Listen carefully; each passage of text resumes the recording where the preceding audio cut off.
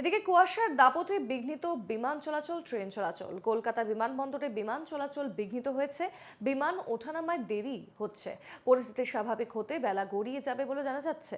কুয়াশার জেরে বাগডোগরা বিমানবন্দরেও বিঘ্নিত হলো পরিষেবা। হাওড়াতেও ট্রেন চলাচলে বিঘ্নিত হয়েছে এবং কুয়াশার কারণে দেরিতে চলছে একাধিক ট্রেন।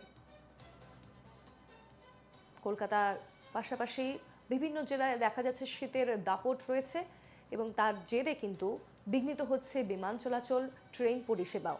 কলকাতা বিমানবন্দরে দেখা যায় যে বিমান চলাচল বিঘ্নিত হয়েছে, সেখানেও পাশাপাশি বিমান ওঠানামায় যেমনটা দেরি হচ্ছে, তার জন্য পরিস্থিতি স্বাভাবিক হতে বেলা গড়িয়ে যাবে এমনটাই জানানো হচ্ছে বিমানবন্দরের তরফ থেকে।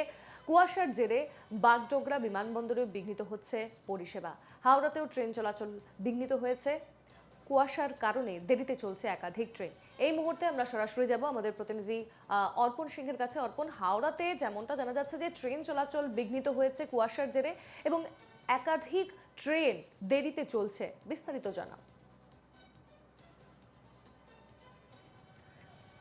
হ্যাঁ দেখো, একেবারেই যেটা জানাবো আমি তোমায়, যে আজ সকাল থেকে কিন্তু ঘন কুয়াশায় কিন্তু হাওড়া জেলা পুরো চাদরে মুড়ে গেছে বলা যেতেই পারে। এবং সেই মতোই কিন্তু হাওড়ার অর্থাৎ নবান্ন অর্থাৎ রাজ্যের যে প্রশাসনিক ভবন, সেই প্রশাসনিক ভবন কিন্তু মানে দূর থেকে, মানে সামান্য কিছুটা দূর থেকে কিন্তু দেখাই যাচ্ছে না বলা যেতেই পারে।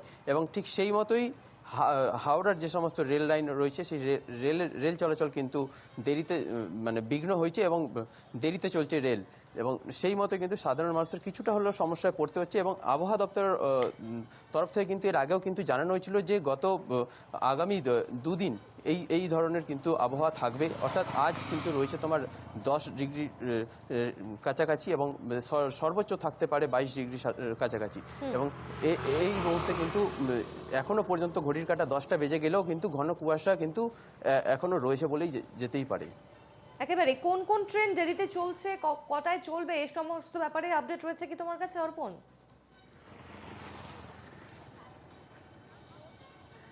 দেখো, একেবারেই যেটা জানাবো যে রেলের তরফ থেকে কিন্তু সেরকমভাবে কোনো নির্দেশিকা জানানো হয়নি এখনো পর্যন্ত। তবে বেশ কিছু ট্রেন দেরিতে চলছে, অর্থাৎ ধীর গতিতে চলছে বলা যেতেই পারে। কিন্তু ট্রেনের কিন্তু কোনো কিছু বাতিল হয়নি এখনো পর্যন্ত, যেটা রেল সূত্র মারফত আমরা জানতে পারছি। বেশ বেশ।